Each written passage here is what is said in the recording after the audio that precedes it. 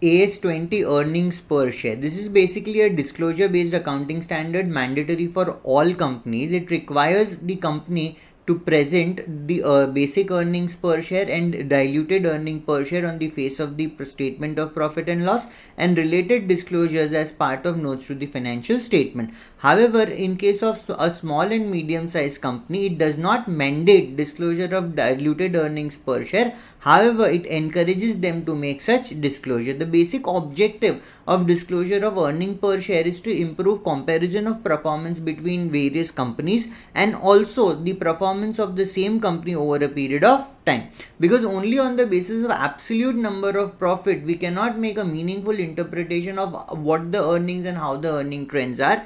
Therefore, the computation of earnings per share would give a better indicator of the earning capabilities, performance, and also result in meaningful comparison between various enterprises and the performance of the same enterprise over a period of time. Let's take an example. Let's say there are two entities, A Limited and B Limited. A Limited has earned a net profit of rupees 10 lakh, whereas B Limited has earned a net profit of rupees 50 lakh. So based on absolute number 10 lakh and 50 lakh, we could conclude that B Limited is doing better because it has earned higher quantum of profit.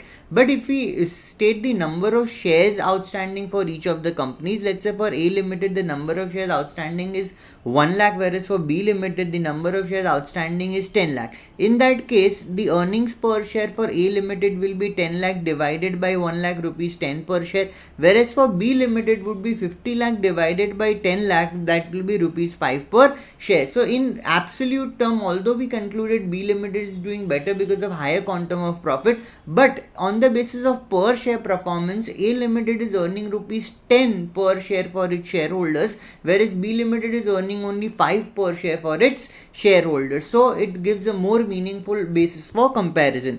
The standard says that an enterprise should disclose the basic earnings per share and diluted earning per share on the face of the financial statement with equal prominence. Equal prominence means that there should not be any discrimination in the way in which the numbers are presented. It should not be that one number is bold and the other is, let's say, unbold, or maybe one is in the bigger font, the another is in the smaller font. You should not discriminate. Both the numbers of basic earnings per share and diluted earning per share should be disclosed with equal prominence. Then in case the enterprise have different classes of share, we know that a company can issue shares with differential rights. So if there are shares with differential right, the computation should be done for each class of such shares.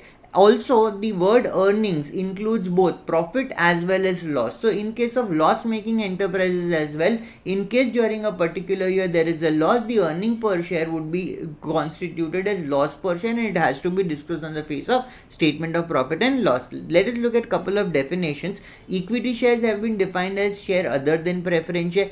Preference share has been defined as share which has a preferential right in terms of dividend and repayment of capital as compared to the equity shareholders. So we know that preference shareholders will get dividend at a predetermined rate which have been agreed when the shares were issued, and even in case of liquidation of the company, after meeting the outside liabilities, the dues of the preference shareholders have to be paid and then the equity shareholders will be paid. Very important definition, potential equity shares. Potential equity shares would mean that these are currently not equity shares but they have a potential of getting converted into equity shares. For example, convertible preference shares, so after a specified period of time they would convert into equity share, or maybe convertible debentures, so after a particular point of time these debentures will convert into equity share. Share warrant and option, it gives the holder a right to get them exchanged for equity shares of the company after a certain period of time. Then contingently issuable shares means these shares are to be issued after fulfillment or satisfaction of certain conditions. We'll talk about how to compute basic earnings per share. Basic earnings per share is computed as in the numerator we'll have the earnings available for the equity shareholder, the net profit available for the equity shareholder. It will be divided by the weighted average number of equity shares outstanding during the year. It will give us the number of earnings per share. See, here the focus of AS20 is largely on computation of the denominator, which is the weighted average number of shares outstanding during the period, because the numerator earning per share will be readily available from your statement of profit and loss. However, we need to compute the weighted average number of shares outstanding during the period. Let us understand both of these items. First, we'll talk about numerator, which is NAFES. which is net profit available or attributable to the equity shareholders. It is calculated as net profit for the period after tax and after extraordinary item. We'll make a deduction of dividend on preference shares and tax on dividend on preference shares. We'll get our NAFES. This will be divided by weighted average number of shares. While we talk about the dividend on preference shares, we know that there are two types of preference shares, one non-cumulative preference share, another cumulative preference share. The basic difference being, in case of non-cumulative preference share, if in a particular year there are no profits, dividend for that year will not be provided and paid to the preference shareholders, and for that year dividend will never be paid in the future. However, cumulative preference shares are such as that in case there is no profit in a particular year, we'll have to state that particular dividend as contingent liability, and in the future years, if there are sufficient profits available in future, we'll have to pay off that dividend. So in this case, what we are trying to say, while we compute NAFES, if we have non-cumulative preference share, that preference dividend on non-cumulative preference share will be deducted in computation of NAFES only when such dividend has been provided in the books of account, only when such dividend is payable. But in case of cumulative preference shares, even if we have not provided for such dividend in the books of accounts because of absence of profits, still that amount of preference dividend has to be deducted for calculation of net profit available for equity shareholders. Maybe in future year, if we pay that dividend in relation to the prior year in which there were no profit, at that point of time, while we are making the computation of earnings per share, we will not deduct the preference dividend on cumulative preference share for earlier years, because we have already made the deduction in the year for which the computation of earnings per share was made. Now we'll talk about weighted average number of shares. How do we calculate? We'll have opening number of equity shares. We'll add the equity shares issued during the year. While adding this, we'll multiply with this particular number, time weighing factor. We'll deduct the equity shares bought back during the period, but with the amount, with the number of shares bought back, we'll multiply the time weighing factor. Let us understand what is this time weighing factor. This time weighing factor is the time ratio for the number of days or the months the shares were outstanding. It is computed as number of days or months for which the share was outstanding during the year divided by the number of days during the period. For example, if we issued certain shares on 1st of October, then it will be October to March, they are outstanding for 6 months, so the time weighing factor will be 6 by 12, that will be 2. Right, we can make approximation in computation of this weighted by, instead of number of days, we could consider number of months as well if the result do not vary much.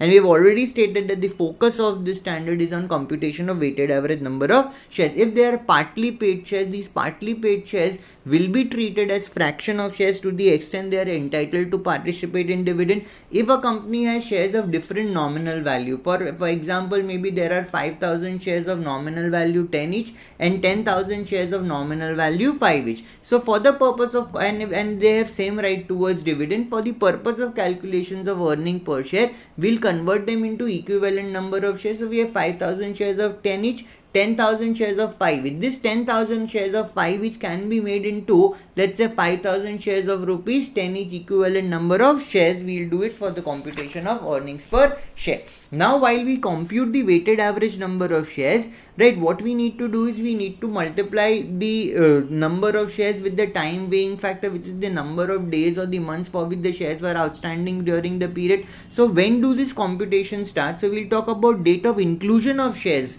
in the computation of weighted average number of shares. So if the shares are issued for cash, the number of the duration or the period would start from the date the cash was receivable. If it's a convertible instrument, debt instrument converted into equity, then the period will start from the date of conversion of that instrument. If the equity shares have been issued in lieu of interest or principal or any financial instrument, then it will start from the date on which the interest has ceased to accrue. In exchange of settlement for a liability, then in that case, when the settlement is effective from that date, they will be considered as outstanding. In consideration for acquisition of an asset other than cash, the tenure will start from the date of acquisition is recorded in the books of accounts. if certain equity shares have been issued for services which have been rendered to the company, then they will be treated as outstanding as and when the services are rendered. In case of amalgamation, we know that the purchasing company will issue shares to the shareholders of the vendor company. So if it is an amalgamation in the nature of purchase, the shares will be treated as outstanding from the date the acquisition has been made. But if it is an amalgamation in the nature of merger, then in that case the shares will be treated as outstanding from the beginning of the reporting period. For example, let's say the amalgamation was made on, let's say, 1st of September 2021, but the shares were issued on 1st of September 2021, but these will be treated as outstanding from 1st of April 2021, which is from the beginning of the reporting period. Then in case of bonus issue and share split, right, what happens in bonus issue? Only the number of shares increases, there is no corresponding resource which comes to the enterprise. Similarly, in case of share split, the nominal value changes and the number of shares basically increases. We reduce the nominal value of the share. In that case, in case of bonus issue and share split, we will consider the shares outstanding from the beginning of the earliest period reported. Let us understand what do you mean by beginning of the earliest period reported. We know that in our financial statement, normally we report the current year numbers and we report the previous year number. Listen to this example very carefully. Let's say current year end is 31st March 2021. Therefore, the previous year end will be 31st March 2020. So 1st April 2019 will be treated as beginning of the earliest period reported, and they will be treated as outstanding from that date. So there will be no time being, they will be treated as outstanding for the entire year current year and entire year previous year. Then we'll talk about right issue. We know that in case of right issue, the shares are issued to the shares are offered to the existing shareholders of the company, and these are offered normally at a rate which is at a price which is lower than the market price of the share. So we can say that right issue includes a bonus element. For example, if Reliance goes for a right issue, the normal market price of the share is, let's say, 1000 per share, but the right shares have been offered to the shareholders for 800 per share. So normally if it have made the issue in the market, they could have got 1000 rupees, but if it is issued to the existing shareholder, they are paying 800. So to the extent of 200 rupees, there is a bonus element involved in this thing. Therefore, we need to make a special adjustment in relation to it. So it says that in case of a right issue, the exercise price is the price at which the shares have been offered to the existing shareholder is lower than the fair value. Therefore, right issue includes a bonus element. The number of shares to be used in calculating the basic earning per share for all periods prior to the right issue, that means the previous year and the current year beginning till the date the right issue has been made, right, the number of shares should be multiplied with an adjustment factor which will take into account the bonus element on that share. Now we'll talk about diluted earning per share. See, let us understand what do you mean dilute. When we reduce the impact of something, that is known as dilution. If we talk about dilution of profit, means reduction of profit. So when we are talking about dilution, right, we are referring to reduction of earning per share or increase of loss per share. What does dilution mean? Reduction of earnings per share or increase in loss per share. Normally this would happen because of conversion of the convertible instrument, right? This dilution will be based on the assumption that the convertible instrument has been converted. For example, the convertible preference shares have been converted into equity shares, or the convertible debentures have been converted into equity share, or the warrant or the options have been exercised by the holder, or the ordinary shares which were issuable on satisfaction of certain conditions have been issued. So let us understand how this dilution works. Let's take an example. Let's say company has convertible preference shares. So what would happen is that the company would be paying dividend to the preference shareholders on these convertible preference shares. Once these convertible preference shares will get converted into equity shares, the company will be no more liable to pay dividend to these preference shareholders. So NAFES, net profit available for equity shareholder, will increase to the extent of dividend which was being paid on these preference shares, and also increase to the extent of tax on dividend which the company was paying on these preference shares. So it will result in increase of our earning, but simultaneously the denominator will also increase, because now these preference shares which were not part of computation of earnings per share have been converted into equity shares, and now they will be part of the computation of equity share. Another example could be, let's say, in case of convertible debentures. In case of convertible debentures, the company was paying interest on those debentures. Once these debentures are converted into equity shares, the interest will no more be payable and the earnings will increase to the extent of savings in interest. But as the earnings will increase, there will be more tax outflow for the company, so we'll reduce the tax outflow, additional tax outflow which has been made, and that is the adjustment which will be made to the earnings. In the denominator, weighted average number of shares, what will happen is that the number of shares will increase, because now the debentures have converted into equity shares, right? So these are the adjustments which are to be made while computation of diluted earnings per share. So the earnings increases by the dividend on potential preference shares and interest on potential preference shares. Potential equity shares which are in form of convertible debentures. While computing weighted average number of shares, we would already have computed the basic earning per share, so we have the weighted average number of shares for the basic earnings per share. To this, we will add the weighted average number of equity shares on conversion of diluted potential share, and while we are doing this addition, we'll assume that this conversion has been made at the beginning of the year, or if this issue has happened during the year, from the date of the issue. Then in case of share options, right, in case of share option, there could be a scenario that these options are issued at a price which is lower than the fair value in the market. So here, while we are considering the number of shares, we'll consider the difference between number of shares which are issued under option minus the number of shares which had been issued at these shares issued at fair value. This difference will be considered while we are calculating diluted earning per share if there are share options. See, now we'll talk about a scenario where we'll understand that only dilutive potential shares will be considered, right? Only dilutive potential shares will be considered in computation of diluted earning per share. If the convertible portion, or once the conversion takes place, if the net profit does not decrease, right? If the